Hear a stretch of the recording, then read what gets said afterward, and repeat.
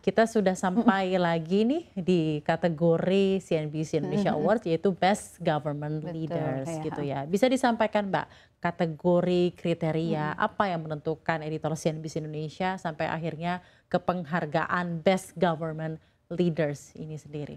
Kalau kita lihat tentunya berbeda mungkin dengan 2 tahun lalu dan tahun kemarin ya. Tahun ini harapannya kan soal kebangkitan nih. Setelah mungkin kita ingat 2020, 2021 kita babak belur ya karena pandemi, jadi saatnya bangkit. Mana saja sih sektor yang paling diperhatikan ketika bangkit itu, salah satunya pasti pariwisata ya. Makanya kemudian kita juga melihat mengapa ini sebuah lembaga yang mampu mengelola pariwisata dengan baik dan mungkin meningkatkan kontribusi besar di pariwisata itu harus kita sorot. Dan jangan lupa kita berbicara soal ke depan itu adalah soal berkelanjutan.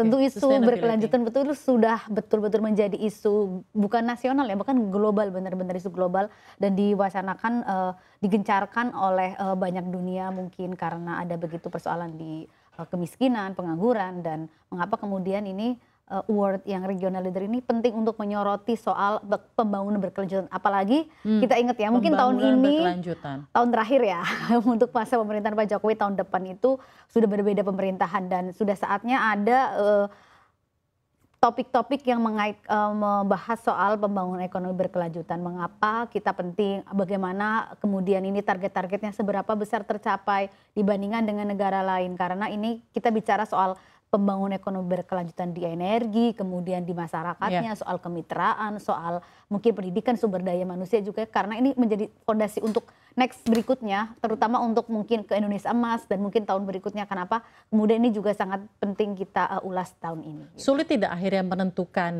mereka yang akhirnya pantas untuk mendapatkan Best Government Leader? Seperti yang tadi kita sampaikan di awal, bahwa sebenarnya pencapaian government untuk mencapai tingkat ekonomi di 5% di tengah begitu banyak tantangan global itu sudah luar biasa. Dan ini adalah usaha kolektif dari seluruh bagian pemerintahan. Nah, dengan hal ini kan sepertinya juga semakin menunjukkan bahwa pemerintah ini sudah begitu baik gitu ya, mengawal Indonesia menuju keadaan ekonomi yang begitu baik, begitu stabil gitu ya. Sulit tidak akhirnya menemukan the best of the best out of the best leaders untuk Indonesia ini? Iya, sebenarnya sulit ya. Kalau kita berkaca tahun lalu itu sangat investasi nih. Yang menang itu sangat di bagian pengembang investasi. Kemudian investasi secara PMA seperti apa. Kalau kita ingat tahun kemarin itu Jawa Barat karena menang investasi, dan kemudian juga ada Tangerang Selatan karena kita fokus sangat investasi tahun kemarin. Dan tahun ini kita jangan lupa melangkah sekarang untuk pariwisata, dan ke depan juga kita jangan lupa yaitu soal pembangunan ekonomi berkelanjutan. Makanya kita pilih sosok-sosok yang kemudian mewakili ke depan dan kebangkitan setahun dan ke depan ya gitu. Oke, jadi memang akan kembali lagi kepada titik beratnya hari ini adalah sustainability ya. Untuk di tahun ini adalah sustainability. Betul, itu adalah isu yang sangat penting mulai dari sekarang, dan mungkin saya pasti akan ke depan itu orang sudah sangat ekonomi berkelanjutan, soal energi hijau, soal kemudian kesetaraan dan lain-lain.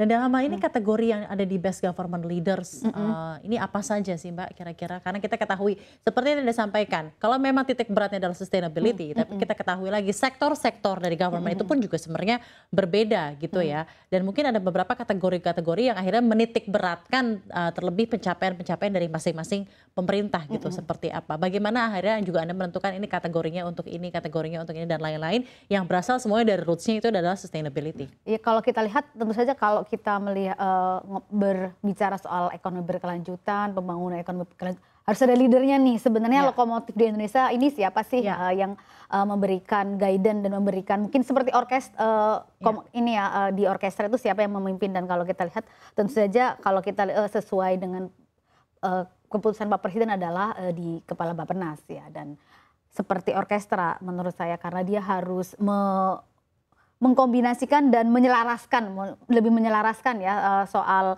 bagaimana sih target-target ke depan harus tercapai, membawa kita dari ke belakang mungkin setahun terakhir kemudian ke depan seperti apa, karena banyak sekali pencapaian yang ada dalam setahun terakhir. Kalau kita lihat mungkin di bahkan di UN Summit itu kita sudah pencapaian kita itu jauh lebih baik daripada negara kita, dan ranking kita juga sudah lompat jauh ya. Kalau 76 sementara 2019 sebelum pandemi itu 106, artinya loncatan sangat jauh, dan skor kita juga 70,2, dan pencapaian kita rata-rata sudah jauh di atas global yang 15, kita sudah 62. Artinya ada perbaikan yang luar biasa di sana, ada upaya-upaya untuk memperbaiki di sana, bukan hanya dari satu sektor aja, tapi seperti menjelaskan dari segala sisi. Bappenas kemudian mengajak kerjasama dengan universitas, mengajak kerjasama dengan lembaga, kemudian juga membuat indeks hijau. Artinya bahwa pembangunan ekonomi berkelanjutan ini dicoba untuk istilahnya mungkin dikeroyok rame-rame ya biar betul. Targetnya cepat tercapai gitu. Dan dalam hal ini mungkin seperti yang tadi disampaikan, isu sustainability ini sudah tidak menjadi isu domestik tapi juga isu global di mana-mana. Tapi mengapa emang roots dari menentukan best government leaders dari kacamata editor CNBC Indonesia ini, mengapa titik beratnya adalah sustainability? Selain karena memang seluruh dunia berbicara mengenai hal ini, tapi apa yang akhirnya memutuskan ini nih yang harus menjadi benang merah dari seluruh award yang ada untuk government leaders? Karena kita harus ingat bahwa membangun itu juga harus ingat ke depan, tidak seperti mungkin habis-habisan di sekarang tapi lupa di ke depan. Dan jangan lupa pembangunan itu tidak hanya ekonomi ya, kita juga soal namanya kesetaraan, kemitraan dan sebagainya. Karena kita ingat bahwa ada di SDGs itu ada 17 target ya, dan salah satu di antaranya itu kan soal pendidikan berkualitas, kemudian kesetaraan gender, kemudian ada energi bersih hijau, pekerjaan layak, kemudian juga ada kota pemukiman yang berkelanjutan, ada produksi yang bertanggung jawab, ada juga penanganan perubahan iklim. Nah, di sini mungkin peran besar Bappenas yang sangat terlihat itu di penanganan perubahan iklim ya, karena dia menjadi pintu banyak kerjasama perubahan iklim dengan negara-negara Eropa. Kemudian juga ada juga soal mereka mencoba untuk membuat indeks hijau. Jadi mencoba untuk membuat terobosan-terobosan agar sustainability kita itu tidak hanya mungkin teori saja ya, karena kalau orang mungkin buat banyak orang ngapain sih kita mikir ke depan, yang sekarang aja susah. Padahal kemudian yang kita harus ingat bahwa pembangunan juga harus dilihat ke depan, jangan hanya dari sekarang saja. Ada hal-hal yang kita tidak boleh merusak lingkungan tentu saja ya. Kemudian juga soal penanganan kelaparan dan pendidikan yang berkualitas. Apakah karena ini membangun bangsa, bukan hanya membangun korporasi? Jadi memang CNBC Indonesia semakin menitik beratkan kepada keberlangsungan dan sustainability, atau seperti apa? Iya betul sekali ya, karena kalau mungkin dari satu sisi kalau korporasi, bagaimana membedakannya gitu ya, memberikan awards terhadap leader korporasi dan awards terhadap leader suatu bangsa, bagaimana? Iya, karena kalau mungkin kalau award korporasi tentu saja mungkin patokan yang sangat besar itu laba, kemudian juga soal peran besar juga sih mereka terhadap mungkin ada beberapa di CSR mereka, tapi biasanya kita sangat melihat itu kepada kinerja keuangan mereka ya.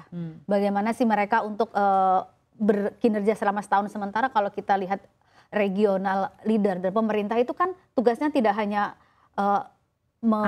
angka-angka saja ya, tapi dalam arti itu juga yang tidak terlihat seperti kualitas hidup dan mungkin juga seperti kesetaraan, bahwa ada peran pemerintah yang besar loh, yang harusnya lebih besar daripada korporasi tentu saja, karena bagaimanapun pemerintah itu harus satu mensejahterakan rakyatnya, juga menjaga lingkungannya juga. Ada juga soal bagaimana memikirkan agar mungkin sumber daya alamnya juga terjaga juga gitu.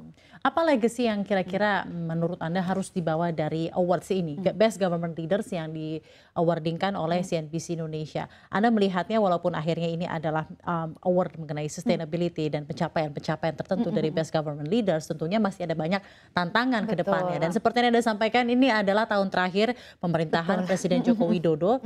Apa yang Anda ingin sampaikan ke depannya dengan adanya awards ini diadakan gitu ya? Notes-notes untuk pencapaian dari Best Government Leaders yang sudah kita kemukakan di hari ini. Kalau kita lihat dari dua pemenang ini ada satu benang merah ya, bahwa pemerintah itu harus melihat pertumbuhan di daerah juga nih.